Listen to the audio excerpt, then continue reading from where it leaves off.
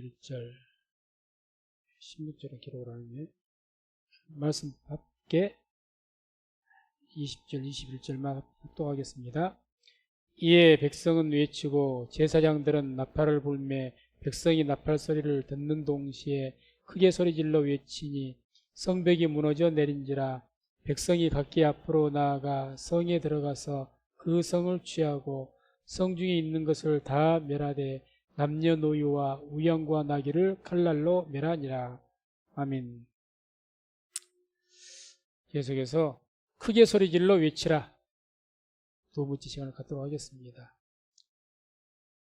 여리고성을 7바퀴 돈 후에 크게 소리질러 외침을 통해서 여리고성이 무너졌던 것처럼 우리의 외침을 통해서 하나님의 능력이 나타나게 되려면 어떻게 될 것인가? 어제 첫째 날 그러면 여리고성을 도는 과정이 있어야 된다. 여리고성을 돌아야 된다. 말씀을 전했고, 오늘 둘째 날 거룩한 마음으로 준비를 해야 됩니다. 거룩한 마음. 그래서 하나님의 임재하심과 능력이 나타나기를 간절하게 바라는 마음으로 우리가 거룩한 마음으로 준비를 해야 그때 하나님의 역사가 우리가 외치는 그 외침을 통해서 함께 하시고 능력이 나타날 줄로 믿습니다. 여호수아 3장 5절을 보게 되면 요단강을 건너기 전에 하나님의 어떤 요단강이 갈라지는 기적을 나타내기 전에 이렇게 여호수아를 통해서 주님께서 말씀을 하십니다. 여호수아가 또 백성에게 이르되 너희는 스스로 성결케 하라. 여호와께서 내일 너희 가운데 기사를 행하시리라. 그러죠. 내일 하나님께서 요단강을 가르칠 것이다. 홍해가 갈라지듯이 요단강을 가르칠 것이다. 그 기사를 행하실 것이라는 거죠. 그죠? 그러니까 뭐라고 요구합니까? 너희는 스스로 성결케 하라. 하나님의 기적이 나타난다는 것은 하나님이 임재하셨다는 것이고 하나님이 임재하시기 위해서는 반드시 그 백성들에게 성결함이 있어야 됩니다. 성결이 없는데 하나님께서 임재하시겠습니까? 그렇지 않죠. 하나님께서 임재하지 않으셨는데 하나님의 능력이 나타난답니까? 나타나질 않습니다. 그래서 너희는 스스로 성결케 하라 이렇게 말씀을 합니다. 그래서 여리고성도 마찬가지입니다. 여리고성이 사람들의 함성으로 단순한 그 함성을 통해서 무너지기 위해서는 그 견고한 성읍이 무너지기 위해서는 하나님의 임재가 있어야 될 것이고 하나님의 임재가 있어야 또 하나님의 능력이 나타나서 여리고성이 무너지게 되는 겁니다. 그렇게 하면 똑같은 거죠. 요단강이 갈라지는 것과 똑같이 하나님 임재하신 것 능력이 나타나야 되는데 그렇게 되기 위해서는 먼저 성결을 유지해야 됩니다. 성결. 그리고 이 민수기서를 우리가 쭉 한번 읽어보시게 되면 그런 말씀도 가끔 나오죠. 진을 정결케 하니라. 언제 특별히 진을 정결케 합니까? 전쟁하러 갈 때, 중요한 일을 할 때 먼저 진에서 부정한 것을 제하고 정결케 한 게 선제 조건입니다. 그래서 우리가 혹 우리 개인들도 어떤 중단 일을 앞두고 있습니까? 하나님의 능력이 정말 필요합니까? 그러면 먼저 자신을 돌아보시고 스스로 성결케 해서 하나님의 능력을 체험할 수 있는 저와 우리 모든 성도님 되시기를 주의 이름으로 축원을 드립니다. 그러면 자, 이 이스라엘 백성들이 하나님 임재하신 것 능력을 체험하기 위해서 어떻게 성결케 하였는가 말씀을 보게 되면 먼저 여리고성 앞에서 할례를 먼저 했습니다. 할례. 그렇죠? 5장 2절, 3절, 9절을 보면 그때에 여호와께서 여호수아에게 이르시되 너는 부싯돌로 칼을 만들어 이스라엘 자손들에게 다시 할례를 행하라 하시매 여호수아가 부싯돌로 칼을 만들어 할례산에서 이스라엘 자손들에게 할례를 행하니라. 9절에 또 이렇게 말씀하시죠. 여호와께서 여호수아에게 이르시되 내가 오늘날 애굽의 수치를 너희에게서 굴러가게 하였다 하셨으므로 그곳 이름을 오늘까지 길갈이라 하느니라. 하나님께서 애굽에서의 수치를 너희에게서 굴러가게 하셨다. 길갈이란 말이 도를 굴리다 이런 뜻이거든요. 굴려버려버리다. 길갈이란 말 뜻이. 그래서 애굽의 수치, 영적으로 우리 같으면 세상의 수치죠. 세상의 수치를 제 할례를 통해서 제거해버려서 굴려버려버리는 겁니다. 그게 있어야죠. 그래서 할례는 이와 같이 이스라엘 백성들이 애굽에서 종생활을 했던 430년의 긴 세월 동안에 종살이했던 그런 수치, 그런 죄악, 그 죄악된 땅에서 그 모든 수치를 제거해버리는 것, 그게 곧 할례요. 그런 할례를 통해서 성결케 되어져야 하나님의 기사와 이적이 나타나는, 하나님 임재가 나타나는 역사가 있는 줄로 믿습니다. 그래서 우리에게도 하나님의 그런 기적을 바란다면 세상에 죄악된 수치를 먼저 제거하십시오. 제거해야 됩니다. 어떻게 그것을 제거할 것인가? 우리는 한마디로 우리는 그럼 어떻게 할례를 받아야 될 것인가? 로마서 2장 28절 29절에 보면은 대저 표면적 유대인이 유대인이 아니요 표면적 육신의 할례가 할례가 아니라 오직 이면적 유대인이 유대인이며 할례는 마음에 할지니 신령에 있고 의문에 있지 아니한 것이라. 그 칭찬이 사람에게서가 아니요 다만 하나님에게서니라. 할례는 마음에 할지니. 구약시대는 육체 몸에다가 할례를 했지만 이제 우리 시대는 마음의 할례를 행하라고 하십니다. 마음의 더러움들을 깨끗하게 제거해 위해서, 굴려버리기 위해서 마음의 할례를 해요. 그럼 마음의 할례는 어떻게 하는 것이냐? 골로새서 2장 11절 12절 한번 보겠습니다. 같이 한 목소리로 합독합니다. 또 그 안에서 너희가 손으로 하지 아니한 할례를 받았으니 곧 육적 몸을 벗는 것이요 그리스도의 할례니라.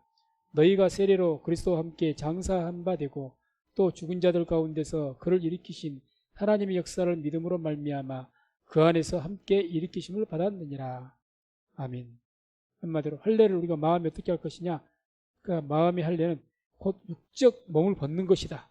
곧 그리스도의 할례다. 예수 그리스도 이름으로 세례를 받는 것을 이야기하죠. 예수의 이름으로. 예수의 피로 세례를 받는 것. 더 나아가서 성령 세례를 받는 것. 세례 받는 것이 마음의 할례를 받는 겁니다. 할례를 받는 것. 그래서 계속해서 말씀이 내 말이 곧 영이요 생명이라고 말씀하신 것처럼 하나님 말씀이 성령이니 계속 말씀을 통해서 우리의 마음의 더러운 죄악들을 계속 씻는, 그리고 또 중요한 일이 있으면 하나님 말씀을 듣고 또 기도로 회개 기도하면서 우리의 마음을 깨끗하게 씻고, 그래서 그런 수치를 제거해버리고 하나님의 임재하심과 하나님의 능력을 기대하면서 나가시기를 주의 이름으로 축원드립니다. 그리하지 아니하면요 하나님의 임재나 하나님의 능력은 나타나질 않습니다. 특히 하나님의 능력이 나타나겠습니까? 나타나질 않죠. 그래서 항상 우리가 삶 속에 하나님 임재하심을 우리가 경험하고 하나님 임재하심 통해서 하나님의 능력이 나타나는, 그래서 우리 성민교회가 하나님 임재하심이 항상 있어서 예배나 모든 걸 통해서 그냥 우리의 어떤 소리가 주위의 사람들에게 큰 울림을 줄 수 있는, 예를 들어서 우리가 믿음으로 어떤 믿음을 가지고 예배를 지키고 어떻게 해서든지 기도하고 그런 모습이 그냥 비방받고 이런 것만 아니라 오히려 사람들에게 큰 저렇게까지 해서 예배를 지키려고 하는가, 저렇게까지 해서 대면 예배를 드리려고 하는가, 저렇게 힘들고 어려운데 굳이 저렇게 하려고 하는가, 왜 저럴까? 그래서 오히려 하나님이 그들에게 감동이 있어가지고 깨닫게 되고 오히려 더 우리의 그런 하는 행동을 통해서 다른 세상에 대해서 큰 울림을 줄 수 있는 그런 교회, 우리 한 사람 한 사람 되시기를 주의 이름으로 축원을 드립니다. 그래서 디모데후서 2장 20절 21절 보면 같이 또 한 목소리 봅니다. 함께 합독합니다.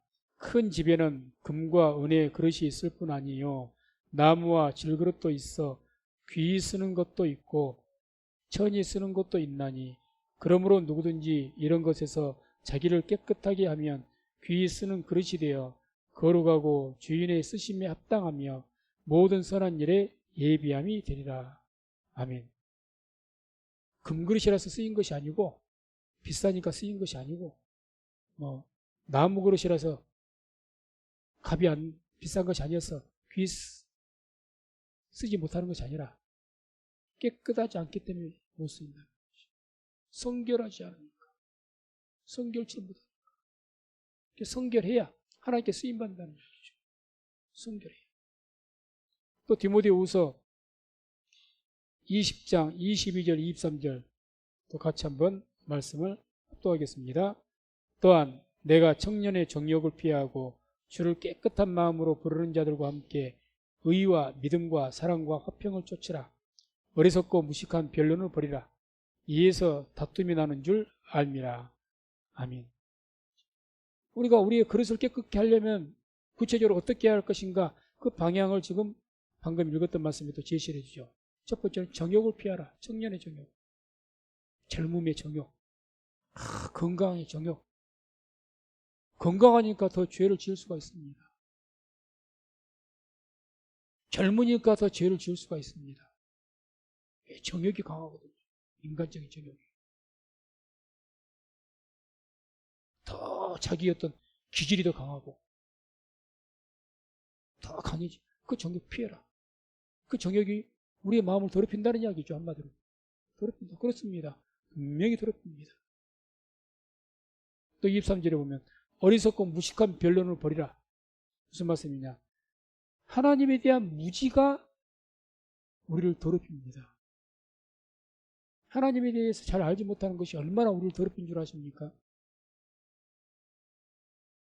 그냥 모르는 것이 모르는 것으로 끝나는 것이 아닙니다. 세상 말로 세속적으로 모르는 사람이 용감하다고. 모르는 것이 어떤 때는 굉장히 내 자신에게 또 주위에 얼마나 해악을 끼치는 줄 모릅니다. 더럽게 하는 줄 모릅니다.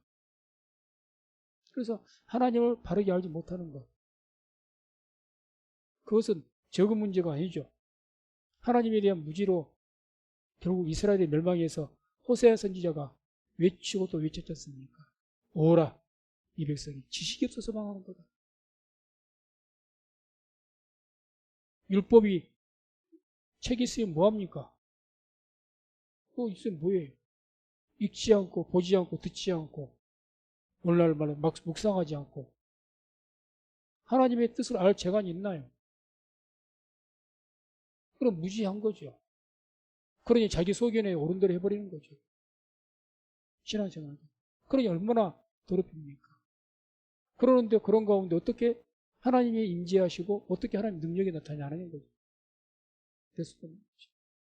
그래서 이와 같이 우리도 마음의 할례를 받아서 우리의 마음이 하나님의 말씀과 성령으로 거룩하게 되어서 하나님 쓰심이 합당하게 되어지고 우리 삶 속에 하나님 임재하심과 하나님 능력이 나타날 수 있는 역사가 있기를 주의 이름으로 축원을 드립니다. 또 이 이스라엘 백성들이 거룩한 마음으로 이제 하나님의 임재를 기대하면서 준비했는데 뭘 했느냐? 두 번째, 유월절을 지켰다고 합니다. 이게 5장 10절에 나옵니다. 5장 10절에. 이스라엘 자손들이 길갈에 진쳤고 할례를 했죠. 길갈에 진쳤고 그달 14일 저녁에는 여리고 평지에서 유월절을 지켰고. 유월절이 최소한 일주일이 넘어야죠. 일주일. 온전하게 일주일을 지키는 거죠.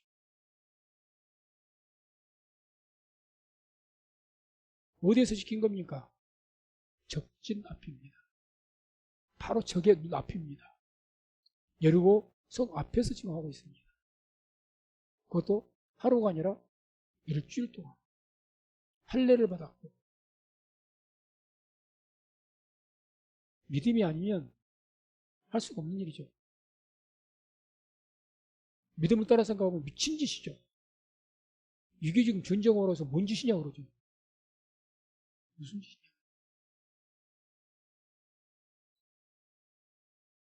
이들에게 하나님에 대한 믿음이 없다면 그렇게 하겠습니까? 할 수가 없는 거죠. 언젠가 문재인 대통령이 종교 지도자들과 만나면서 예배가 코로나 문제를 해결할 수는 없지 않겠습니까? 그런 말씀을 하시더라고요. 믿음이 없는 하나님 모르는 분이니까 그렇게 말하죠. 우리가 왜 대면 예배를 온전한 예배라고 믿고 예배를 드리려고 그렇게 몸부림칩니까? 예배를 통해서도 우리가 기도할 때 하나님의 임재하심과 능력이 나타나면 코로나를 얼마든지 물리칠 수가 있는 방법이 있기 때문에, 그 믿음이 있기 때문에 그 위험을 감수하고 예배를 드리는 거예요. 감수하고. 이들도 지금 감수한 거죠. 이들은 지금 목숨을 걸고 하는 행위입니다. 목숨 걸고, 적진 앞에서 지금 목숨 걸고 하는 행위 아니겠습니까? 세상 말로 미친 짓이죠, 이게. 믿음으로. 믿음. 그렇게 거룩한 마음으로, 간절한 마음으로 하나님 임재를 기대하면서 유월절을 지켰다는 겁니다. 유월절. 그리고 세 번째로는 법궤를 메고 이제 행진을 하는데, 그 제사장들이 법궤를 메을 때 제사장들이 메었다고 합니다. 제사장 법궤를. 그래서 오늘 이 6장 12절에도 여호수아가 아침에 일찍 일어나니라 제사장들이 여호와의 궤를 메고, 제사장들이 메었다고 나오고, 요단강 건너기 전에 여호수아 3장 6절에도 여호수아가 또 제사장들에게 일러 가로되 언약궤를 메고 백성 앞서 건너라. 제사장이 메었다. 제사장이 메은 것이 무슨 문제인가? 문제로까지 할 수가 없지만 분명하게 말하면 법궤는 율법적으로 레위인 중에서 고앗 자손이 메어야 됩니다. 그게 율법입니다. 민수기 4장 4절에서 15절까지 쭉 보면 고앗 자손에게 맡겨진 그 성막을 맡은 그 직무의 내용이 나옵니다. 너희들은 무엇을 맡아라? 레위 자손 중에서도 고앗 자손, 게르손, 무라리가 있는데 고앗 자손이 뭘 맡고 게르손 자손이 뭘 맡고 무라리 자손이 뭘 맡아라 쫙 나오거든요. 그 중에 민수기 4장 4절에서 15절까지는 고앗 자손, 이들이 맡은 것이 뭔 줄 아십니까? 첫째, 법궤. 둘째, 등대. 셋째, 분향단. 넷째, 떡상. 가장 성소 지성소에 있는 가장 지극히 거룩하다 지성물, 그걸 맡았던 분들이 레위 자손 중에서 고앗 자손이었습니다. 고앗 자손. 그러니까 가장 중요한 그 직무를 감당했기 때문에 또 교만하게 돼가지고 결국 모세를 대적하는데 앞장서고 말아버렸죠. 아무튼 이 고앗 자손. 그래서 민수기 4장 4절 6절을 제가 잠깐 읽어드리면, 고앗 자손이 회막간 지성물에 대하여 할 일은 이러하니라. 행진할 때 아론과 그 아들들이 들어가서 간 막는 장을 걷어 증거궤를 덮고 그 위에 해달의 가죽으로 덮고 그 위에 순청색 보자기를 덮은 위에 그 채를 꿰고 궤를 꿰고 위에라. 그러면 왜 레위 자손 중에서 고앗 자손이 메라고 하나님께 분명히 명령을 하셨는데, 율법에 기록을 하게 하셨고 말씀하셨는데 제사장들이 메게 했는가? 왜 제사장들에게 메라고 하시는가? 만약에 레위인이 아닌 일반 평민이 메겠다면 큰 문제가 됐겠죠. 그 율법을 어긴 것이 됩니다. 그러나 레위인보다 더 거룩한 사람이 누굽니까? 제사장이에요. 제사장. 레위인보다 그 위에 있는 분들이 제사장들입니다. 이 제사장을 매겠다는 것은 특별히 하나님께 레인들에게 매라고 했는데 제사장들이 직접 자기들이 어깨를 맨 것은 그만큼 더욱 하나님의 그 어떤 임재하심과 하나님의 그 능력을 바라는 간절한 마음으로 더욱 거룩한 마음으로 급계를 매기 위해서 그렇게 한 겁니다. 그런 마음으로 그런 마음 더 하나님 앞에서 거룩하게 하나님 섬기기 위해서 더 거룩하게 그래서 그런 마음으로 섬겼기 때문에 하나님께서 요구하신 것보다 더 나은 사실 하나님께 율법으로 요구하신 것은 마지노선입니다. 이 하나님께 딱 명명하신 것을 벗어나면 죄가 됩니다. 다 무엇이든지 그 이하로 떨어지면 다 죄예요. 다 죄입니다. 무조건 죄가 됩니다. 그래서 우리가 율법을 무슨 최상의 신앙의 도리다? 아니죠. 십계명 지키는 것은 믿는 사람의 기본적인 도리입니다. 아멘. 기본적인 도리예요. 뭐 대단한 믿음이 자라서 성숙케 해서 지키는 것이 율법이 아니고 하나님께서 너희가 아무리 죄악을 행할지도 이것만큼은 하지 말고 이것만큼은 해라. 너희가 내 자손이라면 내 자녀라면 하나님의 아들들이라면 그렇고 하나님의 백성이라면 최소한 세상을 살아가면서 이것은 하지 말고 이것만큼은 해라. 그게 율법이에요. 그걸 안 하면 죄가 되는 거죠. 안 하면. 최하의 마지막에 마지노선이에요. 뭐 율법을 잘 지키면 대단한 도덕성이 있는 게 아닙니다. 아무튼 그런데 고앗 자손이 레위 자손이 매도돼야 될 일을 제사장이 직접 제사장 수가 많겠습니까?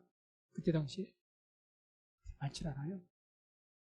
많지 않습니다. 그리고 제사장들이 직접 그만큼 하나님의 임재와 능력을 앞두고 지극히 거룩한 마음으로 법궤를 맨 줄로 믿습니다. 그러니 하나님께서 그런 어떤 하나하나 이 이스라엘 백성들이 하는 그런 모든 것들을 보고 할례를 행했죠. 몸을 걸어가기 쉽고 그냥 유월절을 지키지요. 다 어떤 마음으로 지금 하는 겁니까? 뭘 앞두고? 여리고성 정복 앞두고 지금 하는 거예요. 하나님 앞에 여리고성 정복 앞두고 거룩한 마음으로 할렐루야 거룩한 마음으로 유월절을 지키고 더 거룩한 마음으로 이제는 행군할 때가 됐으니까 더 거룩한 마음으로 제사장들이 직접 교인들이 직접 레위인들에게 맡기지 않고 직접 법궤를 해요. 쉽게 이렇게 표현합시다. 군대 같으면 장군들에게 시킬 걸 사령관이 가서 매는 거, 국방장관이 매는 거예요. 가서 총수들이 다 매는 거예요. 장관, 차관 이 사람들이 매는 거죠. 참모 총장들이죠. 다 매는 거죠. 일반